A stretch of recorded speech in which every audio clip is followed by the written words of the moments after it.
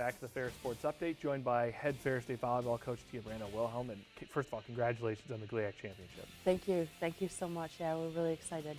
I have to say, in my years being here, that felt like the toughest path you guys took to one of them, because I thought Lake State played really well, I thought Michigan Tech played really well, and I thought Grand Valley played maybe their best match all year.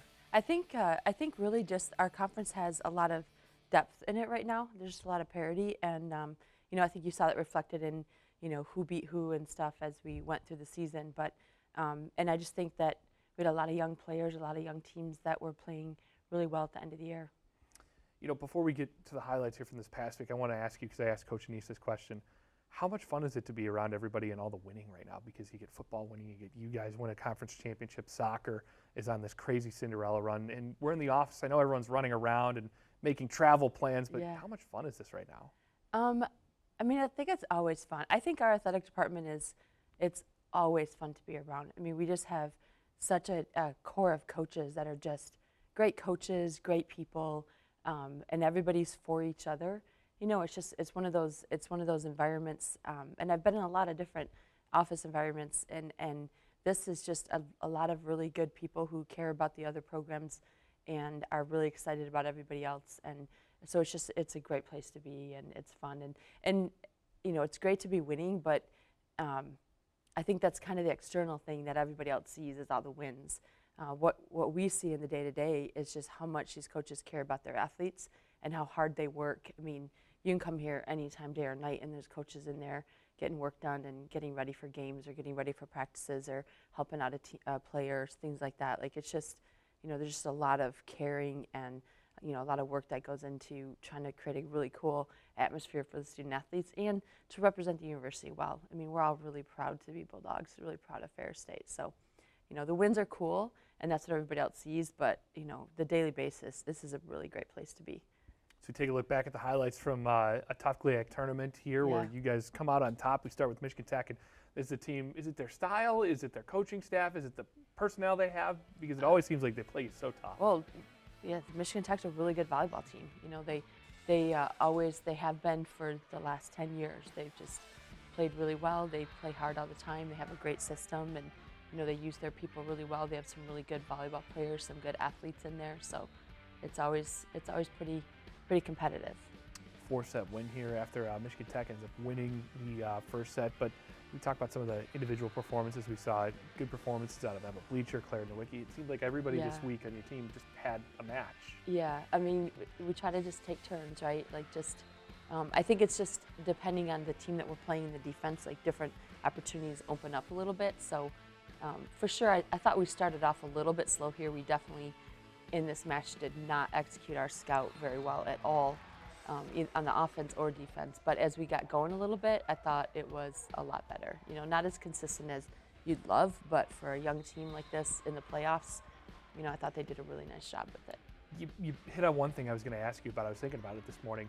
When you say young team, I mean, this is a team primarily that you have freshmen and sophomores on the court all the time, and some of them might be a third-year sophomore with the COVID year. Yeah, we have a couple third-year sophomores, but essentially our entire team is freshmen and sophomores, except for two players that are our two seniors that weren't on the team last year. So, yeah, everybody else is a freshman or sophomore. It's incredible when you think of what they had to go through this weekend, so young. Like, that experience going forward is going to be so invaluable for them in the future. Yeah, you hope so, for sure. I mean, it's been a lot, but I'll tell you, the greater experience was last spring, and our first month of practice, I don't think I could toss a ball to a player and they could pass it to target. Like, we had just nobody coming back that had been on the court, and they had to go through a lot to be able to get to the position where they're in the fight in games now.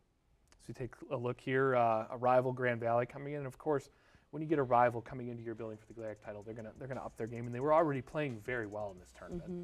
Yeah, Grand Valley's a young team also, and they did really well. I mean, they just got better and better, and it took them a while to kind of sort through and find their lineup. But they've, these last few weeks they've been playing really well, and we knew that it would be quite a game. We started off, getting those first two sets, but we just knew that it would come back a little bit. Yeah, they end up coming back and winning sets 3 and 4, and I know you're a very point-for-point person. Your players are like that, but like this was a classic to watch as a fan. Do you ever, when you're in these matches, because I know you've been in a lot of them, do you ever like stop and try and enjoy it for a second, just the competitiveness and how much fun some of these crazy ones are? You know, to stop and enjoy it would be a disservice to the game. You know, like that's not my job. That I'm gotta stay focused and, you know, just be present in the moment and figure out what we need to do in that next moment. And how difficult was that with just how well and how scrappy Grand Valley played in this one? Yeah, I mean, I thought some of that was us. You know, I thought we backed down a little bit for a while. We stopped serving tough. We stopped hitting. We stopped being as pursuitful on defense. But, you know, and some of it's Grand Valley. I mean, they have a couple players. They changed up their lineup, you know, after the second set, and they have a couple players that, you know, really played hard. But I think that, you know, in the end, you know, we were down a little bit there at the end, and we just had to stay present in the moment and see what would happen. You can't worry about trying to win that game. You just try to win that point. Yeah, and that's what it felt like in the fifth set. You guys go down 6-3 in the fifth set, and then you really started to turn it on there. Was that just a matter of you saying, we just got to win the next point, we just got to win the next, and your kids just kind of taking that on? You know, the players were talking about that last night about, I guess I said a few things in the timeout that were, I don't know, just kind of focusing. And, you know, you're just doing what you do in that moment. But I think for them it freed them up to just play in the moment and play the point and then try to get the next point. Because, yeah. And so you end up taking this one.